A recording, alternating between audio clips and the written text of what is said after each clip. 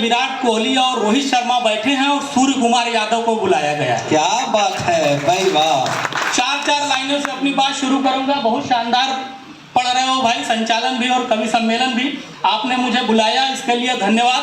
और 4 लाइन से मैं अपनी बात रखता हूँ। व्यंग्य की पहली वानगी देखिएगा। मुझे बताया गया कि आईएमए में सभी डॉक्टर बंधु हैं, उनको हंसाना है। तो यह कितना सौभाग्य की बात है कि जो लोगों को हंसी और खुशी बांटते हैं, लोगों के मुरझाए चेहरे पर मुस्कान देते हैं, आज हमें उनको हंसाने का अवसर मिल रहा है। मैं चाहता हूं एक बार आप लोग अपने लिए जोरदार तालियां बजाएं। क्या बात है। और मोहित भाई 4 लाइन करी थी वानगी कि आप हर अखबार की ताजा कहानी हो गई। वाह। एक गजब जमाना चल रहा है। ये तो अच्छी बात है कि हम सब लोग यहाँ बैठ करके कवि सम्मेलन का आनंद ले रहे हैं। ये मोबाइल का दौर है डॉक्टर साहब। हर आदमी जो है सोशल मीडिया में व्यस्त है। वो हमारा लड़का अभी 5 साल का है, वो भी दिन रात मोबाइल देखता है। एक दिन मेरे समझ में नहीं आया, उसको समझाते हुए मैंने बोला, हमने कहा ये मोबाइल बंद करो। बोले फिर क्या करें? हमने कहा पढ़ाई वढ़ाई पे ध्यान लगाओ। बोले उससे क्या होगा? हमने कहा कोई बढ़िया नौकरी लग जाएगी। बोले उससे क्या होगा? हम कहे यार तुम्हें समझदार बीवी मिल जाएगी। उसने तुरंत कहा आपको मिल गई क्या? ऐसे होनहार बच्चे हैं आजकल। वो हमारे मोहित भाई स्कूल में पढ़ाते हैं। एक बच्चे को बोले कि बेटा देखो पढ़ाई लिखाई तो ठीक है, लेकिन भगवान पर भरोसा रखो। अगर भगवान पे भरोसा रखोगे तो तुम्हारी सारी मनोकामना पूरी होगी। लड़का खड़ा हुआ, बोला गुरुजी खाक मनोकामना पूरी होगी। पूरी हो गई होती तो आपका ट्रांसफर किसी और स्कूल में हो गया होता। ऐसे ये कॉन्फिडेंस का युग है। नई पीढ़ी के लोग बैठे हुए हैं। ये सोशल मीडिया पे लोग ढूंढते रहते हैं कोई अच्छा सा प्रोफाइल मिल जाए और फ्रेंड रिक्वेस्ट भेज दी, और ये इनबॉक्स में कोई सुंदर सी लड़की हाय लिख देती है तो हम इतने कॉन्फिडेंस वाले हैं कि दर्जी के दुकान पर पहुंच जाते हैं शेरवानी का नाप लेकर। क्या बात है। ये हमारा कॉन्फिडेंस है कि राह में एक लड़की भली मिल गई। राह में एक लड़की भली मिल गई, मुस्कुराई तो जैसे कली खिल गई। उसने देखा नहीं एक पल भी मुझे, पर मुझे यूं लगा कुंडली मिल गई। क्या बात है भाई, वाह। ये इस युग का कॉन्फिडेंस है। मैं कह रहा था मोहित भाई आपके लिए कि आप हर अखबार की ताजा कहानी हो गए। व्यंग देखिए, आप हर अखबार की ताजा कहानी हो गए और हम गुजरे जमाने की निशानी हो गए। साथ ही थे साथ ही है, फर्क बस इतना हुआ, आप मोदी हो गए हम आडवाणी हो गए। बात है, हो गए हम भाई जिंदाबाद। ये कॉन्फिडेंस तो अपने आसपास से आता है। तो एक बच्चे को मास्टर जी उठाए, बोले बेटा बताओ 1869 की कोई बड़ी घटना। वो खड़ा हुआ, बोला गुरुजी 1869 में महात्मा गांधी जी का जन्म हुआ था। बोले बहुत सही। दूसरों को उठाए, बोले तू बता 1872 में क्या हुआ था। उसको कुछ नहीं पता, लेकिन उसका कॉन्फिडेंस देखिए। खड़ा हुआ, बोला गुरुजी 1872 में महात्मा गांधी जी 3 साल के हो गए थे। क्या बात है। ये कॉन्फिडेंस पुरुष ही नहीं, बच्चे ही नहीं डॉक्टर साहब, महिलाएं भी बहुत कॉन्फिडेंस वाली हैं। अब मैं आप सब लोगों को प्रणाम करते हुए मैं अपने घर की बात बताता हूँ। मेरी बीवी बहुत सकारात्मक। हुआ यूं कि अभी कुछ महीने पहले मैंने बाल बनवाया। आप सोच रहे होंगे इसको बनवाने की क्यों जरूरत है, लेकिन कभी कभी इसलिए हल चलवा लेता हूँ ताकि इस बार फसल कुछ अच्छी आ जाए। अगर ये इसमें कोई शर्माने और घबराने की बात नहीं है। आदमी के सर पे 2 लोग हाथ फेरते हैं, पत्नी और माँ। माँ हाथ फेरती है तो उसके बाल बढ़ते हैं, और पत्नी हाथ फेरती है तो बाल गिरते हैं। और यहाँ कुछ बैठे हुए लोगों को देख के लग रहा है कि पूरा गाजियाबाद ही हाथ फेर रखा है। जिंदाबाद। एक बार जोरदार तालियां आपको अगर आनंद आ रहा हो। मैं घर की बात कर रहा था, तो जब मैं घर पहुंचा तो लोग तरह तरह की बात करने लगे, पूरा साफ। अच्छा, पहले जब मैं सैलून में गया तो सैलून वाले भाई साहब मुझे घूर कर देख रहे थे। बोले क्या करना है भाई साहब? हमने कहा कोई बढ़िया सा हेयर स्टाइल बना दो। बोले किसकी तरह दिखना चाहते हो? हमने कहा अक्षय कुमार बन जाऊं तो? बोले नहीं, अक्षय कुमार तो हो ही नहीं सकते। हमने कहा अजय देवगन बना दो। बोले अजय देवगन भी नहीं हो सकते। तो मैंने कहा किसकी तरह हो सकता हूं? बोले आपके खोपड़ी का क्षेत्रफल और बालों का घनत्व तो देख करके लग रहा है कि आलोकनाथ की हेयर स्टाइल आप पर सूट करेगी। क्या बात है, क्या बात है। मैंने कहा भाई साहब मुझे अनुपम खेर बना दो। जब मैं अनुपम खेर बन के निकला तो लोग तरह तरह की बात करने लगे, लेकिन मेरी पत्नी का कॉन्फिडेंस देखिए। एक 4 लाइन सुनाता हूं कि मेरा सर कूल होकर बाल के कुछ बीज बोता है। मेरा सर कूल होकर बाल के कुछ बीज बोता है। मेरा बच्चा मेरी इस खोपड़ी को देख रोता है। हुआ गंजा उसी दिन से धर्म पत्नी लगी कहने हमारे चांद का दीदार हमको रोज होता है। क्या बात है भाई, वाह। ये मेरे पत्नी का कॉन्फिडेंस है। ताली वाली बजाते रहिए, कविता का आनंद लीजिए। ताली बजता रहेगा धीरे धीरे भाई साहब, बजेगा तो आनंद आएगा, नहीं तो मुझे पता है कि आप कविता सुन रहे हैं और फिर भी आप सब लोग तो बजा रहे हैं। कई कवि सम्मेलन में ताली बजती ही नहीं। वो एक बार एक कवि सम्मेलन में मैं आगरा गया, मैंने एक बढ़िया सा छंद सुनाया, ताली नहीं बजी। मैंने 2 चुटकुले सुनाए, फिर भी ताली नहीं बजी। फिर मैंने कुछ टिप्पणियां मारी, हास्य की, ताली नहीं बजी। फिर मैंने एक हास्य का गीत पूरा सुना दिया। आगे से तो कोई नहीं, पीछे बैठे हुए एक दादाजी जोर जोर ताली बजाने लगे। मैं बड़ा खुश हुआ। मैंने कहा दादाजी आपको प्रणाम करता हूँ, मेरी कविता आपको समझ में आई? उन्होंने कहा समझ वमझ में कुछ ना आई, तू तो लगा रहा, मैं तो तंबाकू कूट रहा हूँ। भाई वाह वाह। तो वो तंबाकू कूटने से अच्छा है कि जितने बजा रहे हैं उतने सही बजा रहे हैं। मैं बचपन से ही बड़ा कॉन्फिडेंस वाला रहा। अब यहाँ तो मैं एनसीआर में आया इंजीनियरिंग करने के लिए। क्या बात है, अद्भुत है। क्या नहीं, पीछे वालों से बड़ा डर रहता है, क्योंकि पीछे बैठे लोग जो है ना वो ऐसे ही हैं कि मनीष सिसोदिया आगे बढ़ो हम तुम्हारे साथ हैं। भाई कमाल की बढ़िया, क्या बात है, जिंदाबाद। उसके बाद सत्येंद्र जैन आगे बढ़ो हम तुम्हारे साथ हैं। साथ वाले गायब, लेकिन भाई साहब एक दिन सबका नंबर आएगा और आ गया। तो मैं बात कर रहा था, अपनी बात कर रहा था कि जब मैं आया एनसीआर में इंजीनियरिंग करने के लिए, मैं बताता हूँ कि पढ़ा लिखा आदमी हूँ। मैं जेएसएस में एडमिशन कराने के लिए आया बनारस से। तो मेरे घर वालों ने मुझे समझाया, बोले देखो पंडित आदमी हो, बनारस के घाट पे तंत्र मंत्र सीख करके बैठ जाओ, घर गृहस्थी चल जाएगी। क्या इंजीनियरिंग में है? वो हमको बरगलाने लगे, बोले उत्तर प्रदेश में जितने इंजीनियर नहीं है उतने तो इंजीनियरिंग कॉलेज हैं। रंग नहीं समझ में आया। मैंने उनकी बात मान ली। अब मान करके मैं कर्मकांड के चक्कर में पड़ गया। लेकिन भाई साहब कर्मकांड के चक्कर में जो कांड हुआ, मुझे सीधे यहाँ आना पड़ा। एक छंद सुनाता हूँ, सुनिए। स्वागत भैया, स्वागत। कि एक बार गांव में कराने हम ब्याह गए, पूरे कार्यक्रम में ही 4 चांद जड़ गए। और संस्कृत में ही नहीं हिंदी अंग्रेजी में भी मंत्र पढ़े, मंडपों में सबको रगड़ गए। क्या बात। हम मारा मारी धक्का मुक्की लाठी डंडे जूते चले, दूल्हा और दुल्हन को 10-20 पड़ गए। कि मारा मारी धक्का मुक्की लाठी डंडे जूते चले, दूल्हा और दुल्हन को 10-20 पड़ गए, क्योंकि फेरे वाला मंत्र पढ़ना था और हम गलती से पिंडदान वाला मंत्र। जिंदाबाद जिंदाबाद। और वहीं से मामला सब गड़बड़ हो गया। पर आज हास्य कविता ही पढ़ दी, आज मत पढ़ देना। मैं देखिए मेरी कविता में आपको कोई ज्ञान वाली बात नहीं मिलेगी, और अगर कोई मिल भी गई तो इसमें समझिए कि आपका टैलेंट है, मैं उसके लिए कोई विशेष मेहनत नहीं करता। वो करता ही नहीं ज्ञान की बात, बड़ी टेंशन होती है। मैं एक कवि सम्मेलन में ऐसे कोई दृष्टांत आ गया तो मैं समझाने लगा। मैंने कहा कि इतिहास को देखकर लगता है कि हमारे पूर्वज बंदर थे। एक लड़का खड़ा हुआ, बोला कवि साहब आपके बंदर रहे होंगे, हमारे तो चौधरी हैं। तो ज्ञानवान वाली बात मैं कहीं नहीं देता। वो उत्तर प्रदेश में जब योगी जी आए, एंटी रोमियो, मालूम नहीं उसमें कौन फंसा कौन नहीं फंसा, लेकिन मेरा एक दोस्त जो है फंस गया। वो ससुराल गया था, नई नई शादी। अच्छा ससुराल जो है बहुत मजेदार जगह है। आप सब लोग हंस रहे होंगे, डॉक्टर साहब तो आप लग रहा है ऑपरेशन थिएटर से निकल के आए हैं।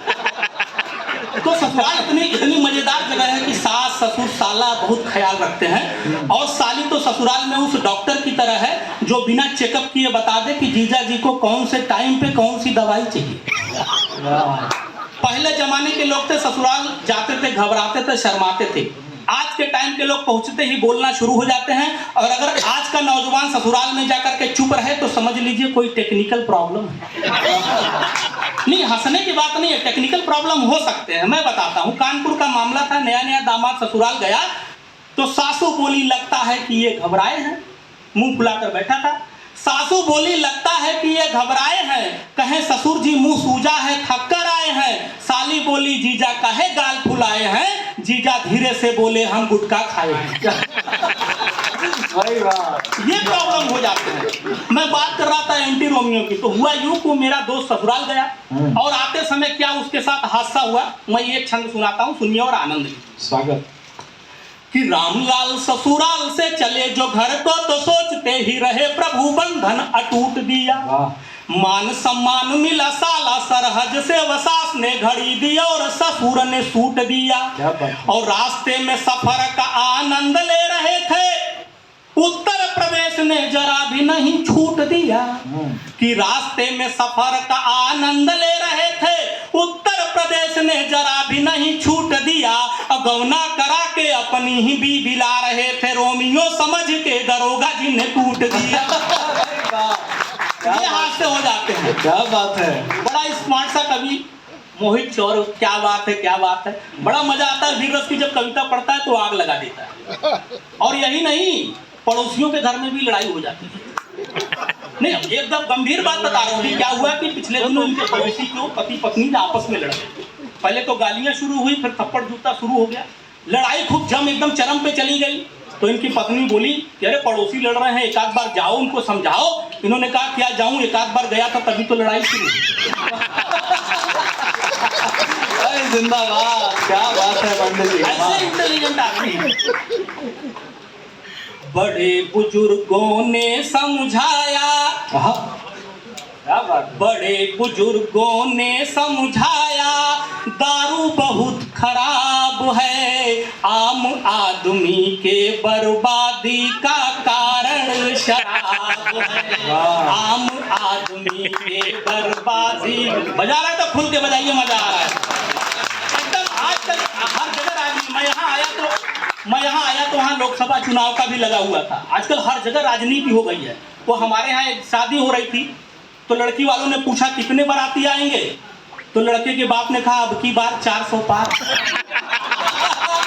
वाह, ये बढ़िया। अच्छा इतना ही नहीं, उसके बाद लड़के के बाप ने पूछा कि बारातियों का स्वागत कैसे होगा। लड़की की माँ आम आदमी पार्टी से थी, बोली झाड़ू से। जिंदाबाद। जगह राजनीति चल रही है कि बड़े बुजुर्गों ने समझाया, दारू बहुत खराब है, आम आदमी के बर्बादी का कारण शराब है। आम आदमी के बर्बादी का कारण शराब है।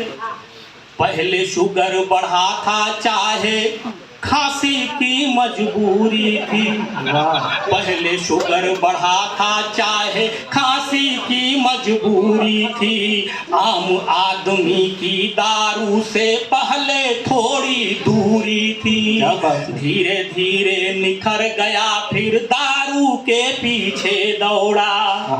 दारू के चक्कर में आकर नियम उयम उसने तोड़ा। कट्टर है ईमान बहुत, कट्टर है ईमान बहुत, पैसे का नहीं हिसाब है। आम आदमी के बर्बादी का कारण शराब है। क्या बात है। अच्छा तमाम लोग कहते हैं विनोद तुम हास्य की बात करते हो, तुम्हारा सामाजिक कोई योगदान है क्या कविता में? मैंने कहा बहुत योगदान है भाई। मैं एक सामाजिक योगदान की बात करता हूँ, लोग कहते हैं कुछ सामाजिक योगदान। मेरा स्वच्छता मिशन में बहुत बड़ा योगदान रहा, मैं आप लोग को सुनाता हूँ, सुनिए। और ऐसा योगदान अगर कोई कर सकता, कोई नहीं कर सकता, और अगर कर देगा तो फिर आप बताइएगा कोई नहीं कर सकता। सुनिए कि स्वच्छता मिशन जोर शोर से शुरू हुआ तो गंदगी पसंद वालों का दिल पिघल गया। हमने भी कसम उठाई स्वच्छता की और कई बार संभल संभल के फिसल गया। और एक बार मुंह में जो मच्छरों का पूरा झुंड, कि एक बार मुंह में जो मच्छरों का पूरा झुंड भक से घुसा तो मन अपना मचल गया। कि एक बार मुंह में जो मच्छरों का पूरा झुंड, एडवांस पेमेंट नहीं, एक बार मुंह में जो मच्छरों का पूरा झुंड भक से घुसा तो मन अपना मचल गया। और थूकना था मुझे पर देश हित के लिए, मैं वंदे मातरम बोल सबको निकल। भाई कमाल की देशभक्ति आपकी, वाह कमाल, नमन है ऐसी देशभक्ति को। बहुत बहुत धन्यवाद सर। तो ये हास्य, ये अपने आसपास से हास्य आता, बहुत दूर नहीं जाने पड़ती। बहरहाल अभी तो मैं बड़े कवियों की भूमिका में हूँ, नहीं तो बहुत शानदार कवि सम्मेलन चली रहा, आप लोग बहुत सुन रहे। एक बार जोरदार तालियां बजाइए। मैं एक छोटी सी हास्य कविता सुना करके अपना स्थान ग्रहण। स्वागत स्वागत भैया, स्वागत, कमाल पढ़ रहे हैं। उससे पहले एक मुक्तक। अगर हम बेचते सपने तो लायक बन गए होते, अगर हम बेचते सपने तो लायक बन गए होते, अदाकारी दिखाते गर तो नायक बन गए होते। यहाँ वादा खिलाफी पर कहा है बेवफा तुमने, सियासत में अगर होते विधायक बन गए। क्या बात है भाई, जिंदाबाद। और ये हास्य कविता मैं पढ़ूंगा, मेरा मिशन है। मैं अमूमन ज्यादातर छंदों और कविताओं में अपनी बात रखता हूँ, आप सबका आशीर्वाद मिलता है, मैं इसी को लेकर के चल रहा हूँ। हमारे कवि, बड़े कवि, उनके भूमिका में मैं खड़ा हूँ, उनका सब हमेशा स्नेह मिलता है। आदरणीय अर्जुन सिसोदिया जी, आदरणीय अनिल अग्रवंशी जी, आप सबका। और उसी की वजह से विनोद पांडे कुछ कर पाता है इतना हास्य में। मैं एक हास्य गीत पढ़ता हूँ, सुनिए, आपको आनंद आएगा। आप सब लोगों ने पढ़ाई की है, आप सब लोग कॉलेज गए हैं, मुझे ये उम्मीद है कि आप सब लोगों को ये कविता गुदगुदाएगी और अपने कॉलेज के दिनों की भी याद दिलाएगी। क्या बात है, धन्यवाद सर। इस प्यार मोहब्बत का मुझको अब तक विश्वास न हो पाया। हाँ हाँ, ये अच्छी कविता है। इस प्यार मोहब्बत का मुझको अब तक विश्वास न हो पाया, तुम जब तक मेरे पास रही मैं तब तक पास न हो पाया। भाई वाह, तुम जब तक पास रही। इस प्यार मोहब्बत का मुझको अब तक विश्वास न हो पाया, तुम जब तक मेरे पास रही मैं तब तक पास न हो पाया। कॉलेज का पहला ही दिन था, कॉलेज का पहला ही दिन था, तुमसे नजरें टकराई थी, मैं तुम्हें देख मुस्काया था, तुम मुझे देख मुस्काई थी।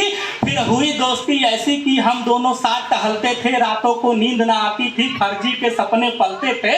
कक्षा में तुम पढ़ती थी पर मैं तुम्हें देखता रह जाता, प्रश्नों का बिना पढ़े उत्तर सब इम्तिहान में लिखाता। आया रिजल्ट जब अपना तो कॉलेज में मैं था, मैं छाया, तुमको 90% मिला और मैं टोटल 90 लाया। भाई वाह, क्या बात है। मैं घर में कूटा गया, मैं घर में कूटा गया, जिसे सुन तुमने हंसी उड़ाई थी, फिर भी मैं तुमसे दूर रहूं जिसका अभ्यास न हो पाया। तुम जब तक मेरे पास रही मैं तब तक पास न हो पाया। क्या बात है। तुम सेकंड ईयर में चली गई, तुम सेकंड ईयर में चली गई, मैं फर्स्ट ईयर में लटक गया। तुम सेकंड ईयर में चली गई, मैं फर्स्ट ईयर में लटक गया, तेरी आंखों में भटक गया, सबकी आंखों में खटक गया। दूरी थोड़ी सी बढ़ी मगर संबंध नहीं अपना छूटा, कक्षा में कभी नहीं पहुंचा पर कॉलेज कभी नहीं छूटा। क्या बात है। तुम जब मिस कॉल मारती थी मैं कॉल पलट कर करता था, तुम हंस हंस कर बतियाती थी, मैं रो रो कर बिल भरता था। भाई वाह, सब कुछ न्यौछावर था तुम पर, जो कुछ घर से मैं पाता था, गोलगप्पे तुमको रोज खिला घर पैदल पैदल जाता। जिंदाबाद। वाह, क्या बात है, खुदाई है, जिंदाबाद। जितने दे दिए गिफ्ट मैंने, जितने दे दिए गिफ्ट मैंने, जीवन भर नहीं पा सकोगी। मैं बहुत फटीचर था लेकिन तुमको आभास न हो पाया, तुम जब तक मेरे पास रही मैं तब तक पास न हो पाया। क्या बात है, बढ़िया बढ़िया बढ़िया भैया, वाह। तुम थर्ड ईयर में चली गई, तुम थर्ड ईयर में चली गई, मैं फर्स्ट ईयर में डटा रहा। तुम थर्ड ईयर में चली गई, मैं फर्स्ट ईयर में डटा रहा, तुमसे कुछ लगन लगी ऐसी सारी दुनिया से कटा रहा।